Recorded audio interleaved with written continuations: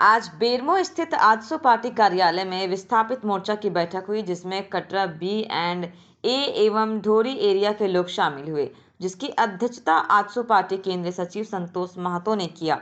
छठ पूजा के तीनों एरिया के चक्का जाम आंदोलन करने की तैयारी की बात कही गई। इस बैठक में मुख्य अतिथि सांसद चंद्र प्रकाश चौधरी, विशिष्ट अतिथि गोमिया विधायक लंबोदर महतो उपस्थित रहे। बैठक में निर्णय लिया गया कि छठ पूजा के बाद जोरदार आंदोलन किया जाएगा। सांसद चंद्र प्रकाश चौधरी ने कहा कि सारे लोग मिलकर एजेंडा बनावे और उस एजेंडा के तहत प्रबंधन से बात किया जाएगा। अगर प्रबंधन ने नहीं माना तो पूरे तीनों एरिया का चक्का जाम किया जाएगा। इस अवसर पर मुख्य रूप से संतोष महतो, धनेश्वर महतो, चिंतामणि महतो, स्थानीय प्रमुख गिरिजा देवी, सूरज महतो सहित सैकड़ों लोग उपस्थित थे। बोकारो बेरमो से प्रकाश की रिपोर्ट। इतना साल हो गया, 40 साल 50 साल हो गया, तब भी विस्थापित का जो आंदोलन है आज भी डिमांड चलता रहा और ये आंदोलन समाप्त नहीं दिखाई देता। तो शुरू से ही कारण क्या है इसको भी हम लोग अच्छी तरह से महसूस करते हैं। आंदोलन होता है और किस प्रकार आंदोलन को दरकिनार कर दिया जाता है, किस प्रकार आंदोलन को शांत किया जाता है। आपस में एक विषय भी है कि भाई हम लोग आपस में ही एकजुट नहीं रहते, जिसके चलते भी मैनेजमेंट का शुरू से ही रहा कि भाई हम लोग आपस में फूट डालो और राज करो का सिद्धांत जो अंग्रेज के समय से रहा वह आज भी पूर्वांचल क्षेत्र में और जहाँ भी उद्योग लगता है वह दिखाई देता है। तो विस्थापितों का आंदोलन जो विषय है, नौकरी का विषय, एक पहला विषय है नौकरी, दूसरा विस्थापित करना। जब यदि हम लोग जाते हैं तो धरातल में इम्प्लीमेंट कहीं दिखाई नहीं देता। यह कारण जो भी होता है, जो हम लोग पहले भी एक बार आंदोलन हुआ तो एक जिला तिरुपति जिला का भी प्रशासन का एक कमेटी था, लोकल विस्थापितों का था और प्रबंधन का था। एक बैठक भी हुआ, उसके बाद हमको लगता है 21 जनवरी को था। उसके बाद बैठक भी नहीं हुआ।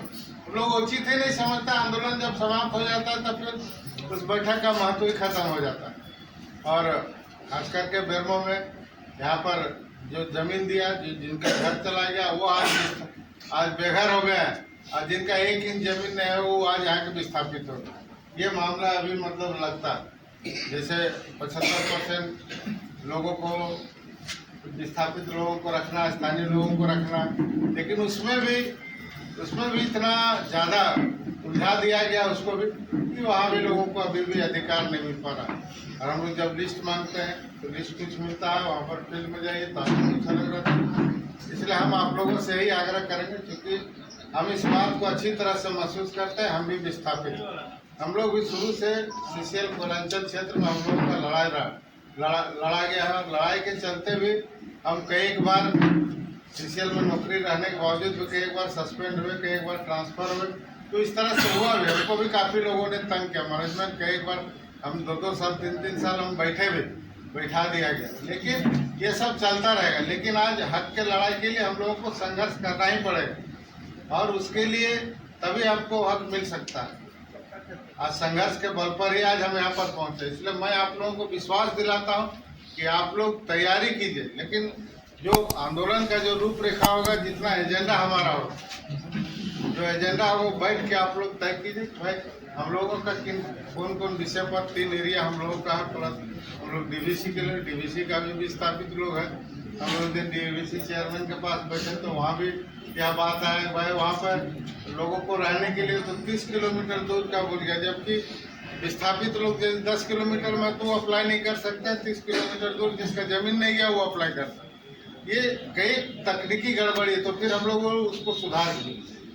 तो इस तरह से है गड़बड़ी। इसलिए आप लोग पुराना आंदोलन किए हैं तो आप लोग को एक चीज़ का जानकारी है, तो आप लोग उस विषय को सूचीबद्ध करें और हम लोग आंदोलन का तैयारी करें। क्योंकि अभी पूजा का समय है, दुर्गा पूजा है, दिवाली है, और आप लोग एक तय करें कि त्यौहार के बीच में कोई तरह का आंदोलन बंद करने से हम लोग का आपस में थोड़ा सा टकराहट होगा, फिर कभी समस्या उत्पन्न होगा। फिर कहेंगे भाई नहीं, त्यौहार में आप लोग इस तरह का क्यों कर रहे हैं, एक लोगों को परेशानी भी बढ़ेगा। तो इसलिए हम लोग को चाहिए कि हम लोग त्यौहार जैसे ही छठ होता है लेकिन तिथि हम लोग तय करके उसकी तैयारी हम लोग पूरा शुरू करें।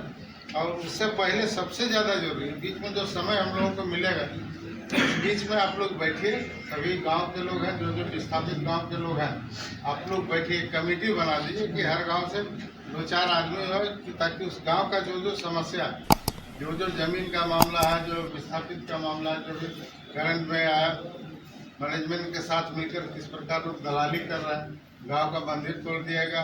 अच्छा, इतना बड़ा कांड हुआ, हमको सूचना भी उस तरह का नहीं मिला बीच में। और कई एक लोग आए, सरकार के दलाल लोग भी कुछ आते हैं, कुछ लोग आए एकदम ये होगा वो होगा बोल के चला तो जाता है, लेकिन दूसरे दिन उल्टा पता चलता है कि उल्टा हो जाता है। सरकार अभी बोल रहा है कि एक तरफ घर GML है, जो आपका अधिकार है, जो हमारा सत्यापन करने का मामला है, सत्यापन होना चाहिए। दूसरी तरफ अभी राज्य सरकार है, जो विस्थापित के नाम पर महत्वपूर्ण विषय को लेकर, एक गंभीर विषय को लेकर, एक संवेदनशील विषय को लेकर, जिसके लिए आज कई दशकों से लड़ाई लड़ रहे हैं, लेकिन लड़ाई का नतीजा वही रहा, परिणाम शून्य। हम जिन उद्देश्यों को लेकर ये लड़ाई लड़े, शायद बहुत कुछ हम लोगों को हासिल नहीं हो पाया, और यही कारण है कि एक नए सिरे से सारे लोगों के माध्यम से बहुत सारे विषय हैं, और कई विषय मेरे संज्ञान में है, क्योंकि बराबर यहाँ के क्षेत्र के लोग मेरे पास आते हैं। जो मूल विषय है ना, 4 विषय मूल रूप से है, जिस पर हम लोग को सबसे ज्यादा फोकस करने की आवश्यकता है। पहला विषय यह है, जो मूल रूप से जो हम समझ में आ रहा है, जो मेरे पास मेरे संज्ञान में जो मामला है, पहला मामला है जो सरकारी जमीन का सत्यापन से संबंधित मामला। घर में जो जमीन है, मेरा हक है, मेरा अधिकार है, मेरा पेपर है, सब चीज है, लेकिन सरकारी पदाधिकारियों के लापरवाही की वजह से और सीसीएल प्रबंधन की लापरवाही की वजह से उसका सत्यापन नहीं हो पा रहा, और सत्यापन नहीं हो पाने के कारण